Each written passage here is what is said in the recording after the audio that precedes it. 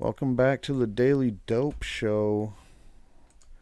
I should say, welcome back me to coming here and talking shit about this bullshit that we're dealing with here in Michigan. So I'm from Michigan, and that's why sometimes, or a lot of the times, I'll do stories about things that I don't normally do stories about. For example, I don't usually do stories like right now in Ohio, I think it is. Let me see. Yeah, Ohio just approved a bunch of like 38 more doctors. I don't even know what that's about. So I assume that means that in Ohio, if you're a doctor, you have to go through some approval process to be able to recommend marijuana or whatever. I don't know anything about it, and I would never do a story about that normally. But since I live in Michigan, I'll do stories about shit that happens other places, unless it's something just really over the top. But this time, this is kind of important. And if you've seen the headline, first of all, that was the the whole what was that? So yeah, the deadline, that's D-Day. It's who knows what's going to happen.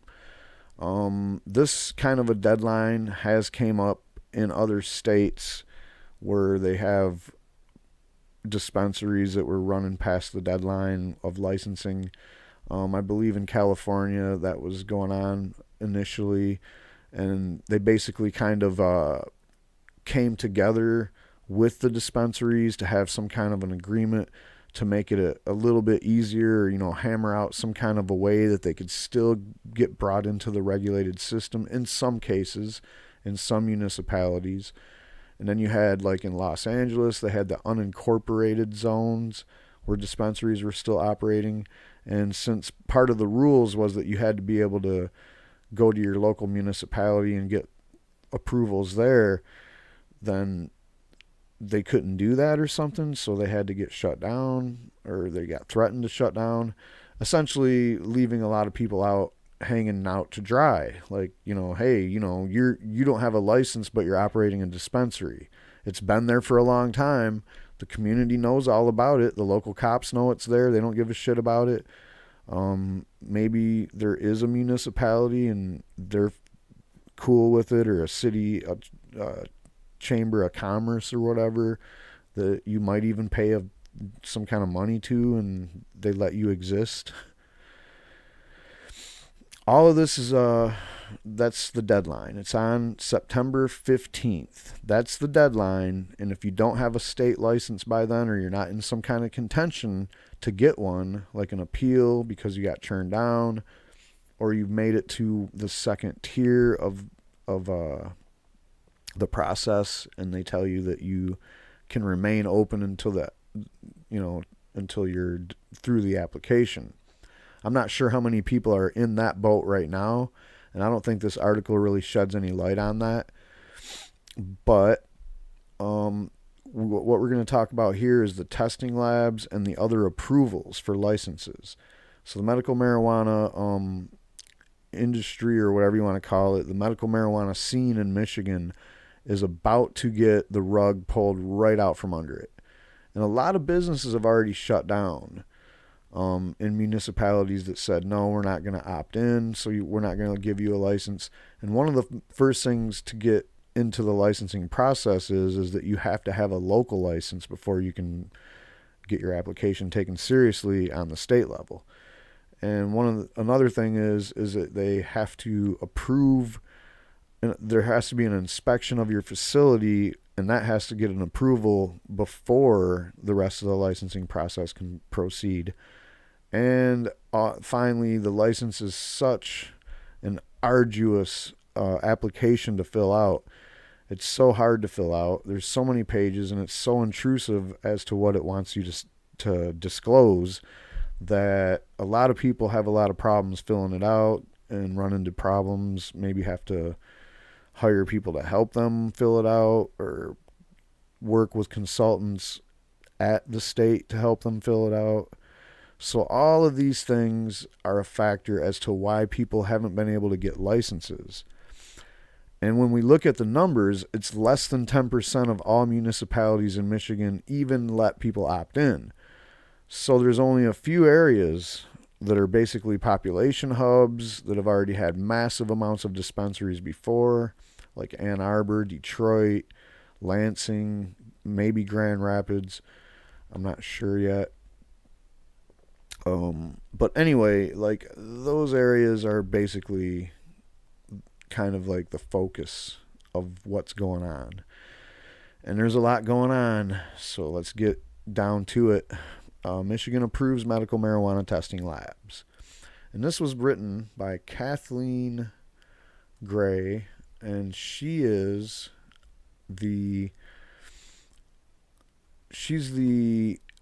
our writer for marijuana now at the Detroit Free Press. Kind of like when they started the when the Denver newspaper started the Cannabis, and the writers that were working there, the initial writer, and then more people started working for that. So that's kind of what she is. She just started doing that here at the Free Press, and she went to Colorado on a fact-finding mission. So anyway, I'm going to go ahead and read that. The Michigan Medical Marijuana Licensing Board approved licenses for 2 testing facilities on Thursday, putting the last piece into the puzzle that will unlock the medical pot market in the state. The board approved a total of 7 licenses last month, but none of them were for testing facilities. A necessary element for medical pot to make it from growers to processors and dispensaries. I don't know if Kathleen actually watches my videos or not. Probably not. Probably not very many people do, but I'm going to say this. I don't like the word pot too much. I mean, I especially don't like it being used every paragraph. And when you're talking about medical marijuana, please, I mean, come on. All right, sorry to my audience that don't have video or don't know what I'm doing. I'm reading an article. On Thursday, licenses were awarded for 2 testing facilities. Iron Labs in Walled Lake, congratulations, and Precision Safety Innovation Laboratories in Ann Arbor, or PSI. Now, I'm familiar with both of these labs because I've first of all, one of my friends works at Iron Labs. Congratulations there. And another one of my friends works at PSI. Congratulations there. So 7 other licenses were also awarded, including for 6 dispensaries, 4 in Detroit, 1 in Jackson, and 1 in Burton, and a processing facility that is attached to a Chesaning business that got 4 large grow licenses last month. So the 6,000 plant facility now has its own processing facility. As soon as the testing facilities get their actual licenses, they'll be able to begin testing marijuana and marijuana-infused products that will be sold in dispensaries.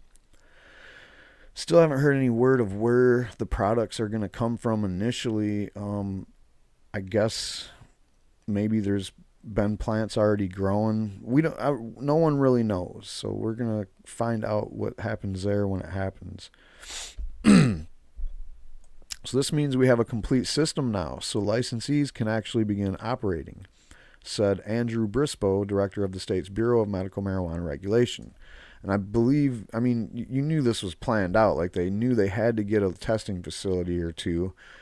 And the 2 biggest ones in Michigan, obviously, are Iron Labs and PSI. So I haven't talked to anybody at either lab while this was all going on, so I don't really know, how much their aspirations were to stay in Michigan, because I know that they're both looking at outside markets too. So anyway, Ben Roseman, CEO of PSI, Rossman, said his company has been testing marijuana products for caregivers for 3 years and is looking forward to jumping into the regulated market. Quote, Michigan has the 2nd biggest medical marijuana patient population in the country, he said. Once it really starts to kick off, it's going to be huge. A license from Brightmoor Gardens Dispensary in Detroit was denied because board member Don Bailey, former state police sergeant, claimed that one of the owners had several commercial properties that he was renting to caregivers who were growing medical marijuana, adding that he thought the tenants were supplying the black market with pot being grown in their rented properties. That's a pretty interesting accusation there, Mr. Bailey. I wonder how he knows all that. Dennis Policella, an attorney representing the dispensary, said the owner disclosed that he had rented 2 buildings to medical marijuana caregivers and that it was an acceptable use for the building. Quote, Don Bailey's presumption that my client, the landlord, must knowingly be engaged in the black market based only on the fact that 2 of his tenants are caregivers with a 4,000 square feet of space each is not only outrageous, it is actionable, she said. Accusing a person of a crime publicly without evidence is slander. The Brightmoor Dispensary has been operating under emergency rules established by the state with the consent of the city of Detroit.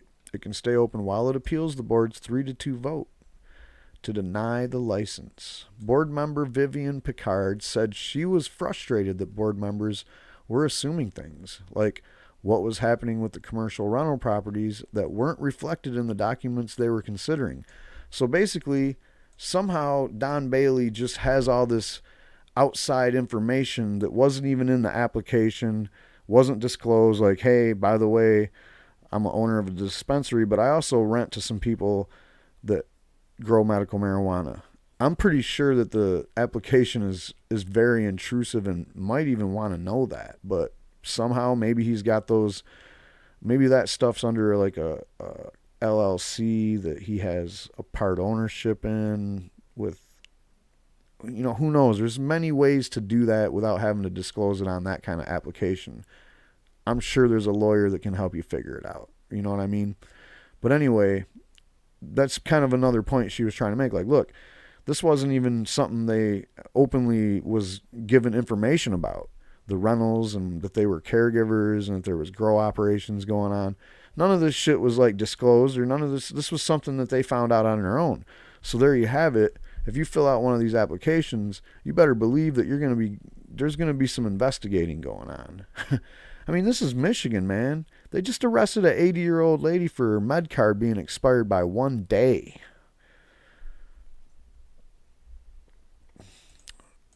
She also objected when Bailey urged the board to vote against licenses for 3 Detroit dispensaries that were submitted by an 84-year-old man. Quote, now at the age of 84, he's going to come out of retirement and operate at least 3 businesses, Bailey said. That just doesn't seem genuine to me. All right, this is me talking again. What is going on with this Bailey guy? This sounds like just off-the-cuff shit. Like, I don't like the sound of that. Sorry, throw it in the garbage. Are you kidding? This is someone's livelihood you're talking about throwing in the garbage. Over what? Coming out of retirement? What's that ever matter? 84 years old? Who cares? Anyway, Picard said, quote, I would suggest we not assume what's happening here and not discriminate against someone based on age as well. I didn't think we could legally do that. No, I don't think you can. So we see 2 things right here where it looks like Bailey probably should not be on this board. And this isn't the first time I've said this, and I'm not the first person to say it. So if I get focused on by some kind of a police action, I'm just going to assume that it's because Bailey seen this video or one of the other ones where I'm saying that he shouldn't be on this board, and he basically sicked the dogs on me. Because that's what it sounds like. This guy still is heavily connected with the police. How else are you going to get information about, this dude that filled out an application? All of a sudden, he's a landlord and he rents to people that grow weed. None of that shit's supposed to be known. All right? Caregivers, the registry is sealed. Police are not supposed to look at that. Anyway, the licenses for 3 dispensaries were approved on a 4-1 vote. The board also considered 23 applications for preliminary approval, passing 4 large grow operations, 4 processors, 5 dispensaries, and denying approval for 1 small and 3 large grow operations, 3 dispensaries, and 2 processors. I hope we'll hear more stories about that later. I probably won't report on it, but unless something really egregious, like more Bailey fallout, hopefully. 7 of the 9 people who have been denied licenses or preliminary approval in recent months have appealed the board's decision in those hearings, and those hearings are expected to begin next week. People attending the meeting expressed frustration at the pace of awarding licenses, especially since a 15th of September deadline looms for about 230 dispensaries around the state that are operating under the emergency rules. If they haven't gotten their license from the state by September 15th, they have to shut down until they get one. Quote, "What's really lost are the patients and the families affected by the shutdown," said Rick Thompson, a board member of the Michigan chapter of NORML, National Organization for the Reform of Marijuana Laws. Quote, "I want that shutdown to stop for compassionate reasons and for logical reasons," he said, noting that he'd also try appeal to the board's partisan political leanings. 3 of the 5 board members were appointed by Republican Rick Snyder, the governor, and the remaining 2 were recommendations from Speaker of the House Tom Leonard, Republican from DeWitt, and Senate Majority Leader Arlen Meekhoff, Republican from West Olive. Meekhoff is a known prohibitionist, by the way. Anyway, let's continue. Thompson said that if medical marijuana becomes scarce with a September 15th shutdown, more people will come out to the polls to vote on legalizing marijuana on November 6th, and increased turnout could help elect more Democrats who could then have an impact on who gets appointed to the board. Well, that's a stretch. What you're trying to say is that we need so many people going to vote, not only because they're passionate about legalizing marijuana and don't give a fuck that regulating marijuana like alcohol is kind of bullshit. We need them to also be passionate about flipping the House from Republican to Democrat.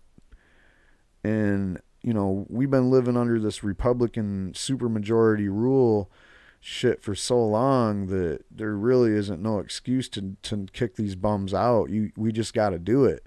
But Democrats are offering us garbage, and are a lot of the Democrats running around the state for state positions that I see made it to the next level because they were getting primaried by actual people that were liberal on this issue, especially in many other issues. Those guys didn't win. And the people I see moving forward to the next level don't give a shit about this issue. They don't care about medical marijuana. They don't care about the arrests. They don't care about none of it, it don't seem like. I mean, Flint's run by Democrats, and they have a pretty high arrest record for marijuana still. Even with decriminalization, they still arrest people for possession all the time. The jails, the dockets, it's all marijuana. All right, anyway. They're only 2 months before the November election, Thompson said. And if you damage voters, they're all going to show up at the polls. I don't know about that. I don't think we've damaged them enough. You know what I mean? Like, we're talking about some people not getting licenses for this highly corrupt, super ridiculous business plan, barely being profitable medical marijuana shit. It's going to end up in like super high prices at these very limited dispensaries. Andrew Brisboe, director of the Bureau of Medical Marijuana Regulations, said the department will not extend the September 15th deadline. There's your headline. That shit is hard. That's a hardcore thing to say right there. So, and it's completely 100% their fault that these fucking applicants are they're hanging out to dry, basically. This is 100% Laura's fault. It's not a person that put applications in fault that their application will not be even looked at completely by the September 15th deadline or whatever. It's not their fault that there isn't enough inspectors to come out to 230 more dispensaries and give them a quick look over and make sure they're not like cockroach infested, fifth wheels. It's not the guy that put the application's fault in, paid the $6,000, has the what is it, $48,000 assessment fee, or ready to go if they do get approved, is ready to start paying quarterly taxes. It's not their fault that you didn't get to their application, but we're not going to extend that deadline. That's just a fact of life, guys. And I think you can get half of your $6,000 application fee money back. And if people ask me all the time what's going to happen, and especially in this situation, I've been asked so many times I don't even know what to say. And to be honest, I don't know what to say. That's my answer. I have no idea what's going to happen. How long do you think they're actually going to let you keep operating? If you have an unlicensed dispensary floating around. I'm just asking you, man. Be honest with yourself. This is Michigan. You just seen them fucking throw an 80-year-old medical marijuana patient in jail with arthritis because her medical marijuana card was expired by 1 day. Was that what it was? I'm not sure. It was expired. 1 day, 1 week, 1 month, a year. What's the difference? If a doctor told this 80-year-old lady to use medical marijuana, that card was at least good for 2 years so far, and then it expired. How stupid is this system? Now she's an outlaw because she's using the same medicine she used yesterday. You don't do that with any other fucking drug. See, they're just ready to pounce on shit. And I'm surprised they didn't try to forfeit all. Yeah, someone said that in a comment on my Twitter feed. Surprised they didn't try to forfeit all their property. You're right. I'm fucking just as shocked as you. We've seen the forfeiters in Michigan go into a house while they raided the dispensary too. And the owner of the dispensary's house, they went through there and they went into the kid's bedroom that just graduated from high school and had a bunch of presents on the table next to the bed, and they just went through all the envelopes and took the money out, put it in an envelope bag, evidence bag. That's what they do in Michigan, man. Michigan is ruthless. It's one of the hardcore, most anti-drug states that I know of. When you talk about the Bible Belt and, the red zone of Alabama, Mississippi, Missouri, those are pretty hardcore. And then the Dakotas and Texas, those are all places that you could go to jail for a very long time with a very small amount of weed. But yet Michigan, supposedly a blue state, supposedly a liberal bastion, I don't know about that. Supposedly like a bunch of hippies are here, and all this other shit. No, the counterculture here has been beat down so hard by the drug war that most people try their hardest just to act and walk the straight line, even though it's kind of getting hard to do when you have to deal with shit like this. So now here's the statement. This is like the headline and then the story about right under it. Here's what Brisboe has to say. Now that we have licenses in the system, there is still access to medical marijuana, Brisboe said. In fact, 2/3 of registered patients in Michigan live in a county within 30 miles of a licensed provisioning center. That is a bold statement, but it's true, because 30 miles, that's a 60-mile radius total. So if you have something somewhere, then it's like, okay, I can drive there. That's 30 miles from your county, which could add another 30 miles easy to your trip. I don't know, dude. You're talking about less than 20 dispensaries for 100,000 people or more, 200,000. I don't know. There's a lot of people that don't have caregivers. And there's a lot of people that, even though they do have caregivers, their caregivers are not that good at what they do. And so they don't really have a steady supply, or they don't have the products that they want, and they want to go to the dispensary to get it. Maybe their caregiver doesn't produce vapor cartridges.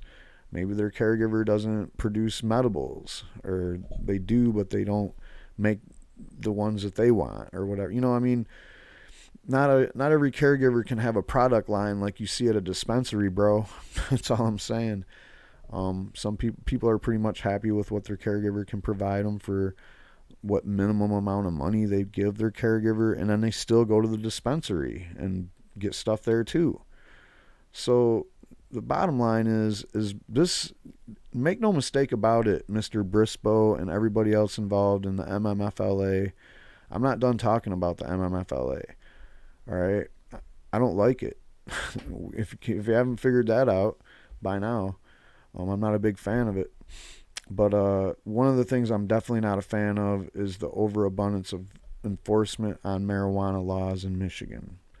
I've always said that you don't need to do that. Michigan has been known to shoot marijuana growers with sniper bullets, FBI sniper bullets. Michigan's that guy. All right, Michigan's the guy that puts 80-year-old ladies in jail for fucking medical marijuana. All right, let's make sure we remember where we are. And Michigan's the guy that has on their medical marijuana approval for license board, they have a former state police sheriff, sergeant, a former state police sergeant, not sheriff, sorry. And also they have a former guy that was lobbying for, I don't know if it was for or against marijuana. I don't know. He was a lobbyist. Straight up. And he's one of those no votes. Every time you see this 3-2, but someone made it, that's those guys. All right. So, in addition, the medical marijuana model approved by voters in 2008 calls for licensed caregivers being able to grow up to 72 plants for themselves and 5 additional patients. That model still exists for the 289,205 people who have medical marijuana cards. That's kind of a weird statement. We're not really concerned about that number, but that is how many people have medical marijuana cards in Michigan. It's the second largest medical marijuana market on the map, next to California. And these patients aren't no joke, man. They want their medicine. And like I said, the 40,000 caregivers, they can grow 12 plants per patient. But they can have 5 patients each, plus themselves. So if you take the 40,000 and you say, okay, times that by 5, that's 20,000. So there's 89,000 right there.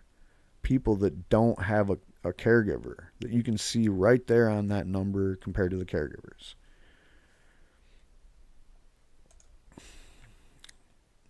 I'm guessing it's more than that. Not every caregiver has full patients. Not every caregiver really produces that much. So no matter what, you're looking at about 100,000 people that are bum rushing dispensaries all the time. Why do you think there's so many of them? I just live about a mile from 5 or 6 of them. I didn't see anything yet about any of them getting approved. I didn't see anybody get approved in Burton except for it said 1 dispensary. And we'll see if that's even somebody that already had an existing dispensary there. In Burton at one time had several dispensaries, like probably a dozen of them. And when it comes to Flint, I don't even know if there was even any dispensaries in actual Flint proper. Like Burton was where all the ones that people would, oh yeah, we're Flint. Now there was the Genesee County Compassion Center, which was right on the border of Flint. On the Flint side, maybe. I don't know if that was the Flint side. It was on the other side of the road. That could have been also not Flint. But anyway, that's all I got on this. And what else is there to say about it, dude? Like, this deadline is hard. You heard it from the man himself. They're not extending the deadline. I would like them to make one more further statement on that and see exactly how they're, have they contacted the people that aren't going to get licenses? And I don't know. This isn't looking good, guys. That's all I'm going to say.